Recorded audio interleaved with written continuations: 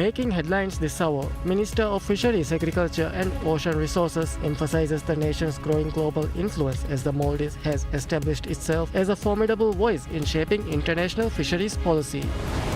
The Maldives records a significant boost in Chinese tourist arrivals this year, with 136,459 visitors from China, representing a 26% increase compared to the same period last year. The Ministry of Climate Change, Environment and Energy works to expand environmental protection areas in the Maldives this year.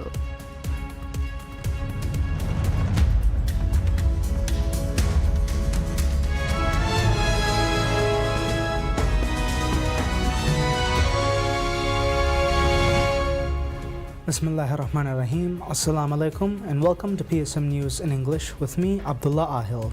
And now the news in detail. President Dr. Mohamed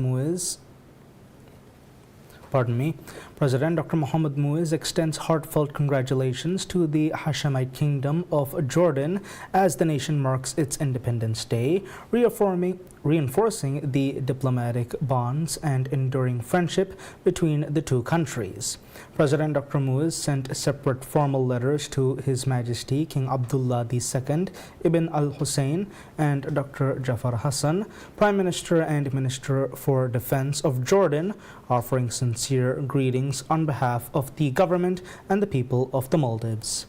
In his correspondence addressed to King Abdullah II, President Dr. Muiz conveyed warm felicitations to the Jordanian leadership and the brotherly people of Jordan. The letter emphasized the deep values that the Maldives places on its steadfast friendship with Jordan, characterized by mutual respect and a cooperative spirit. The President expressed strong confidence that these close bilateral ties would continue to flourish and strengthen in the years ahead. Highlighting the Maldives' commitment to nurturing this important relationship, similarly in his letter to Prime Minister Jafar Hassan, President Muiz conveyed warm well wishes on behalf of the Maldivian government and citizens. The letter noted that the relationship between the two nations is built upon shared principles and mutual trust, forming a solid foundation for continued collaboration. The President further highlighted his confidence that the robust partnership between Maldives and Jordan would not only persist but would also diversify into new meaningful areas of bilateral cooperation across various sectors. President Dr. Muiz concluded both letters by extending his best wishes for the continued good health and well-being of the Jordanian leadership, while also expressing hope for lasting peace, progress, and prosperity for the people of Jordan. Jordan's Independence Day, observed annually on the 25th of May, commemorates a pivotal moment in the nation's history when it achieved official liberation from the British Mandate and subsequently declared independence as a sovereign kingdom in 1946.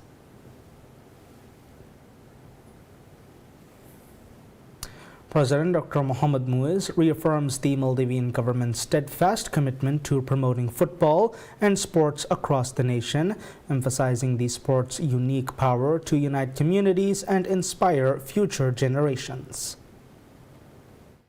In a statement issued on World Football Day, celebrated every year on the 25th of May, the President described football as a universal language that bridges divides and brings people together from all corners of the globe. The President, in his message, reaffirmed his administration's commitment to providing a healthy lifestyle to the Maldivian people and promoting sports throughout the Maldives. His remarks were accompanied by warm wishes and congratulations extended to football enthusiasts, players, coaches, and all those involved in the beautiful game in various capacities across the island nation. The President's statement highlighted the government's multifaceted approach to football development, pointing to successful decentralization efforts made possible through the revised Sports Act. This legislative reform has transformed the landscape of Maldivian football by ending the long-standing practice that restricted first division competition solely to clubs from Malé. Under the new framework, the entire country has been divided into 4 distinct zones, with teams representing islands from the atolls now granted the opportunity to compete at the highest domestic level. This structural change has opened pathways for talent discovery and development beyond the capital, democratizing access to professional football opportunities. Infrastructure development has occupied a central position in the government's football strategy. The president noted that the construction of FIFA-recognized football stadiums represent tangible proof of the administration's dedication to the sport's growth. These world-class facilities not only provide appropriate venues for domestic competition, but also position the Maldives as a potential host for international football events. The government has identified the hosting of international tournaments as a strategic priority, recognizing that such events provide Maldivian athletes with invaluable exposure to international competition and the experience necessary to compete on larger stages. First Lady Sajida Mohammed echoed the president's sentiment while offering her own perspective on football's broader societal significance. In her statement marking the occasion, she emphasized that football occupies a special place in the hearts of every citizen in this geographically dispersed nation, serving as a unifying force that connects people across the archipelago's scattered communities. She characterized football as a powerful instrument for empowering happy,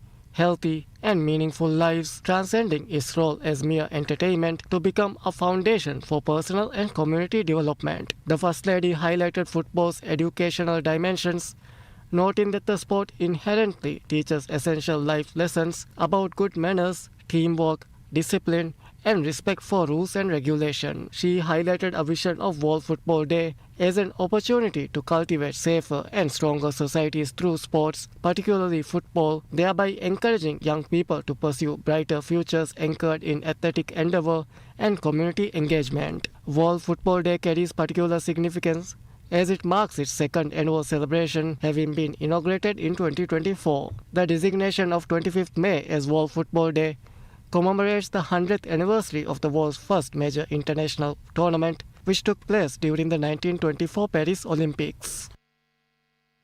Minister of Fisheries, Agriculture and Ocean Resources Ahmed Shiam emphasizes the nation's growing global influence as the Maldives has established itself as a formidable voice in shaping international fisheries policy. During a recent appearance on PSM's Rajya Miyadu program, the minister underscored that Maldives plays a significant role in determining world fisheries policy and actively participates in key international forums that directly impact the nation's economic interest. The minister explained that the increased activity of these international platforms reflect their critical importance in advancing the economic interest of Maldivian fishers and ensuring sustainable returns from the nation's fisheries sector. The minister's remarks are substantiated by Maldives' successful hosting of the 30th meeting of the Indian Ocean Tuna Commission, which drew around 250 participants from various countries earlier this month. This achievement holds particular significance as Maldives assumed the chairmanship of the meeting, demonstrating the international community's recognition of the nation's commitment to fisheries management. Of the 7 proposals deliberated during the conference, 3 originated from Maldivian initiatives and successfully passed, a testament to the country's diplomatic effectiveness and technical expertise in fisheries governance. Instead,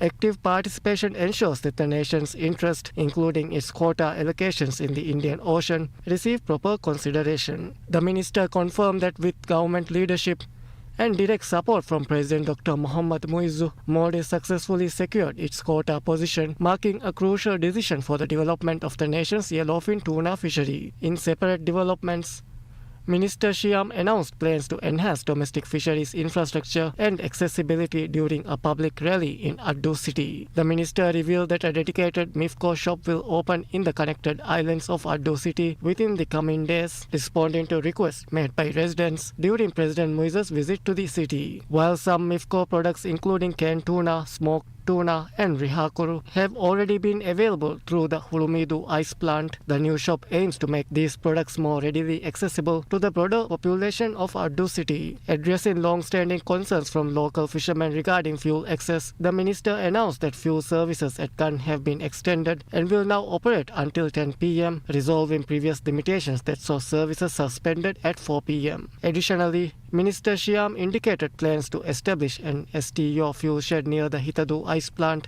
pending allocation of appropriate land from the city council. This initiative directly responds to the challenges fishermen face navigating Addu City's expansive geography to reach fuel facilities in Gang, promising meaningful improvement for the city's fishing community.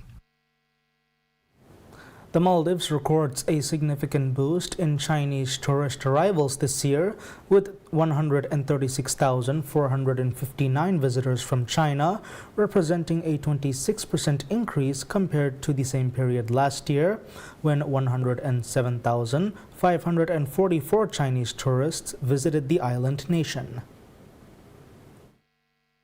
This growth has solidified China's position as the largest source of international tourists to the Maldives, underscoring the strength of travel demand from the world's most populous nation, despite broader headwinds affecting global tourism to the region. China's dominance in the Maldivian tourism market represents a remarkable recovery and expansion of the Chinese travel sector's footprint in the Indian Ocean destination. According to end-of-year data from last year, China had already emerged as the top tourist-generating country for the Maldives, though the nation experienced a brief slowdown in visitor arrivals during the first 3 weeks of the current year. During that brief period, China temporarily fell to 6th place on the list of visiting nationalities before rebounding strongly. Since 7th February of this year, China has maintained its position as the leading source of tourists to the Maldives. This achievement becomes particularly notable when viewed against the backdrop of an overall decline in total tourist arrivals to the Maldives. The country has recorded 886,545 tourist arrivals so far this year, representing a 5.2% decrease compared to the 935,420 visitors recorded during the same period last year. Industry officials have attributed this overall decline to the unrest and instability that has affected the Middle East region, a traditional transit corridor and travel hub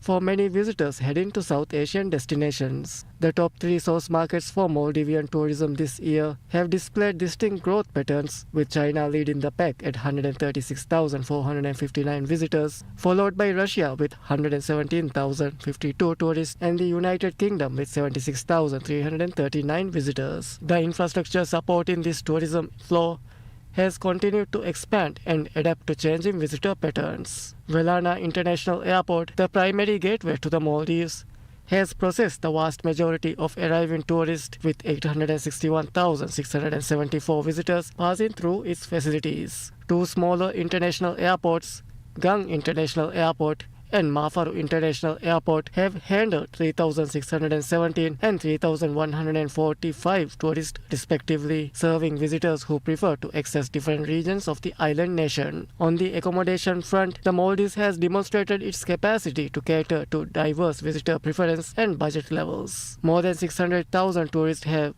chosen to spend their holidays at resort properties during this period, reflecting the destination's reputation for luxury accommodations. An additional 200,000 tourists have opted to stay in guest houses, a segment that has grown significantly in recent years as travelers seek more authentic local experiences and budget-conscious alternatives to the higher-end resort model. Hotels have accommodated another 22,659 visitors, providing another tier of accommodation options for the diverse international audience that the Maldives attracts. The combined bed capacity across all tourism facilities now exceeds 67,000, giving the island nation substantial room to accommodate continued growth in tourist arrivals.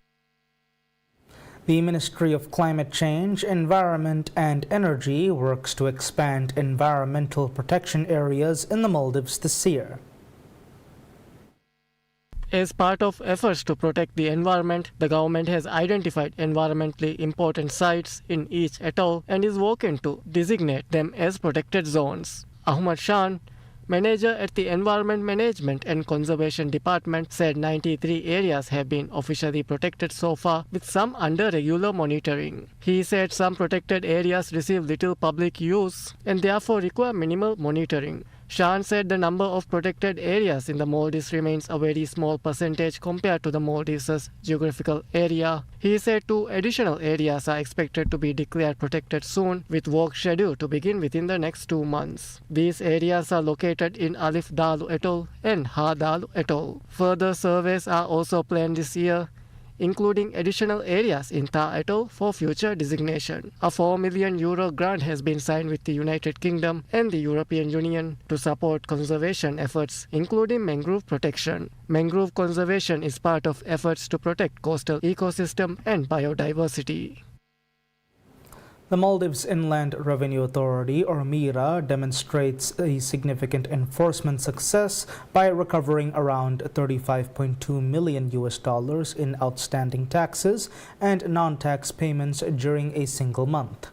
According to official figures released by the tax authority, the recovery efforts utilized multiple collection strategies, each yielding notable results. Notices sent to offending taxpayers proved the most effective method, generating roughly 24.1 million US dollars. Meanwhile, dues clearance programs contributed to 6.2 million US dollars, while installment agreements with taxpayers struggling to pay their full liabilities immediately yielded around $4.2 million. Additionally, efforts through reminder phone calls recovered 324,000 US dollars, while action policy measures generated roughly $259,000. The announcement comes as the government continues to address revenue collection challenges, with tax and non-tax payments forming a critical component of state funding.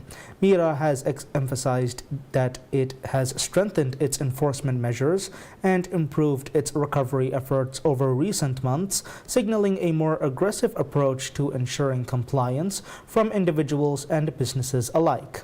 In a related development, MIRA took the unprecedented step last month of publicly releasing the names of 48 individuals who have failed to file their income tax and personal income tax returns.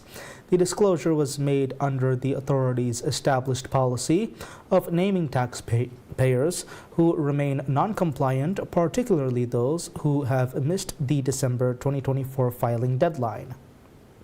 The list includes both individual taxpayers as well as companies and other business entities, underscoring MIRA's commitment to transparency and accountability in tax administration.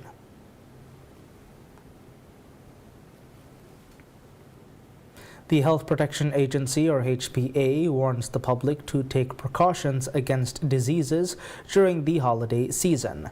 A statement issued by the agency said dengue and respiratory illnesses, including common cold and influenza, are increasing across the country. Several measles cases have also been reported in the Malé area. The HPA noted that holiday travel abroad, visits to islands, and crowded gatherings could increase the spread of diseases. Some precautionary measures advised by the HPA include staying home if experiencing symptoms of fever or respiratory illnesses and avoiding public places and activities. Those whose conditions worsen are advised to seek medical care promptly, wear masks when visiting healthcare facilities, and avoid public transport. Those suspected of having measles are advised to isolate themselves until test results are received. The agency also advised wearing masks in crowded places such as airports, ferry terminals, and public transport, and maintaining hand hygiene. The HPA also encouraged people to complete vaccinations for preventable diseases. To prevent mosquito-borne illnesses such as dengue, the public is advised to use mosquito repellent, wear protective clothing, use mosquito nets, cover doors and windows, and remove mosquito breeding areas. The HPA urged the public to rely on official sources for health-related information.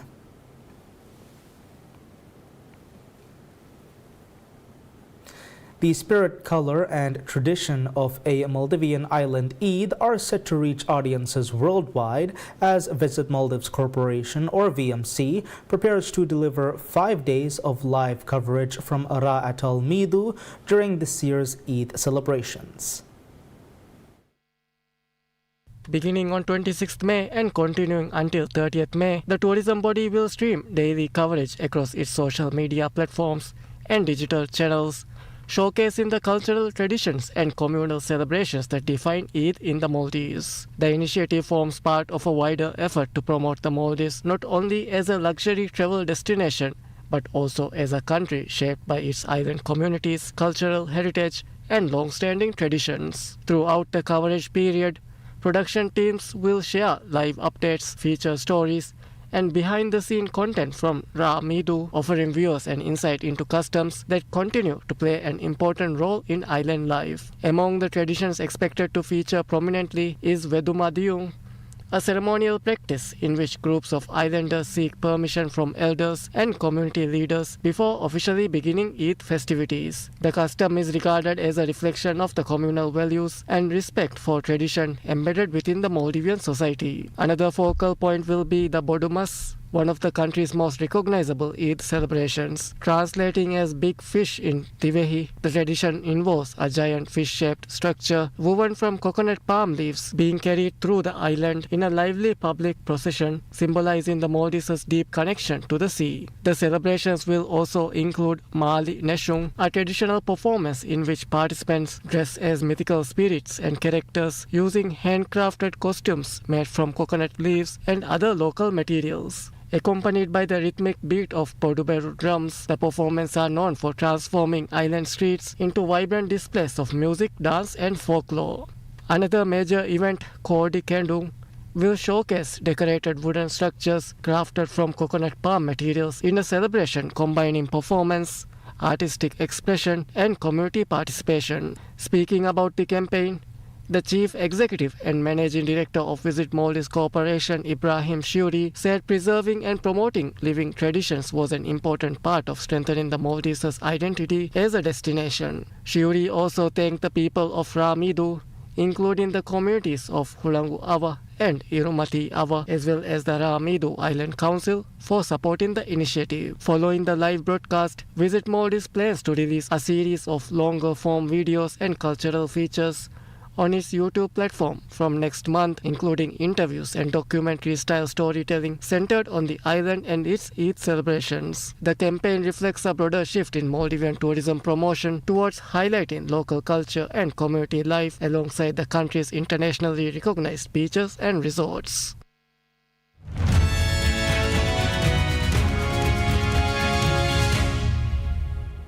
Insights into business. Livestock buyers in Yemen's capital Sana'a says prices for sheep, goats and cattle had risen sharply this year ahead of Eid al-Adha, adding pressure on families already struggling with weak purchasing power. Markets in Sana'a were busy, with cattle, sheep and goats on display as customers inspected animals before the Muslim holiday, when many families buy livestock for sacrifice. Al-Eid, one of Islam's two main holidays, marks the climax of the annual Hajj pilgrimage, when Muslims slaughter animals to commemorate the willingness of Prophet Ibrahim to sacrifice his son on God's command, often distributing meat to the poor. Livestock market organizer Nabil Al-Awami said the supply of cows and sheep was better than last year, with more local animals raised this season. But some customers said higher prices were making purchases difficult. Awadi said a goat he bought last year for about 90,000 Yemeni riyals, around $170, was now selling for 130,000 to 140,000 riyals, around $245 to $265. The war and the closure of the Strait of Hormuz have led to supply chain shocks and an increase in the price of oil that has had a knock-on effect across the world economy, with prices of many goods increasing. Another customer, Abdul Majid Al-Wazir, said prices had increased by about 30% to 40%, with bulls that previously sold for about 500,000 Yemeni riyals, around $943, now priced at 700,000 to 900,000 riyals, around $1,320 to $1,700.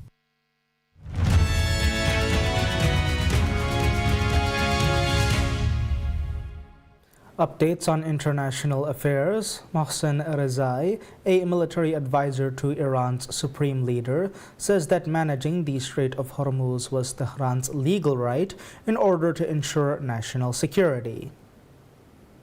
Rezai said Iran could withdraw from nuclear non-proliferation treaty if threatened. US President Donald Trump has repeatedly played up the prospect of an agreement to end the war that the US and Israel started on February 28. He said negotiations were progressing and that the US relationship with Iran had become more professional and productive, but he added that both sides must take their time and get it right, noting that there could be no mistakes. A day earlier, Trump said Washington and Iran had largely negotiated a memorandum of understanding on a peace deal that would reopen the Strait of Hormuz, which before the conflict carried 1/5 of global oil and liquefied natural gas shipments. The two sides remain at odds on several difficult issues, such as Iran's ambitious nuclear program, its demand for the lifting of sanctions, and the release of tens of billions of dollars of Iranian oil revenues frozen in foreign banks, and Israel's war in Lebanon with the Iranian-backed Hezbollah.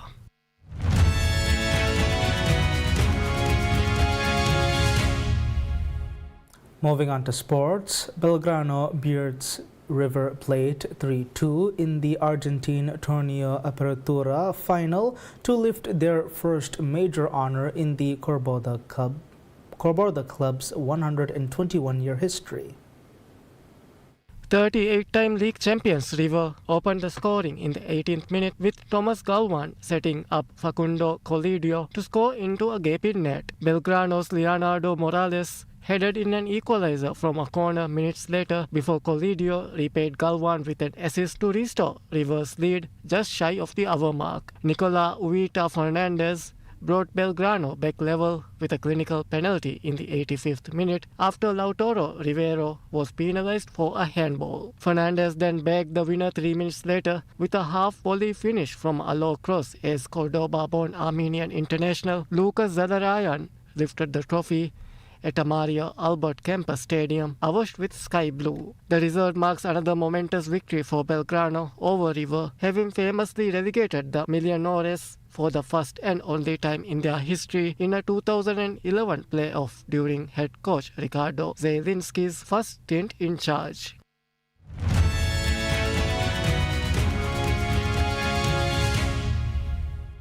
Concluding with news and entertainment, 12 competitors scrambles up a 14-meter bun tower at the stroke of midnight, marking the climax of Hong Kong's annual Chung Chau Bun Festival. 9 men and 3 women vied to grab as many buns as possible within a 3-minute limit, with points awarded according to the height at which the buns were taken. Retrieving a bun from the top of the tower is traditionally believed to bring luck to their family. Ice climbing athlete Janet Kung and firefighter Kwong Ka Ming were crowned this year's Bun Queen and King. It was Kwok's 11th victory in the competition. For more than a century, residents of the outlying island of Cheung Chau have held the festival to ward off disaster and pray for peace and safety. The event returned to full scale in 2023 after being suspended for several years due to the COVID-19 pandemic. And that's all the news we have for today. We'll be back with any further updates. Until then, I'm Abdullah Ihel from PSM News.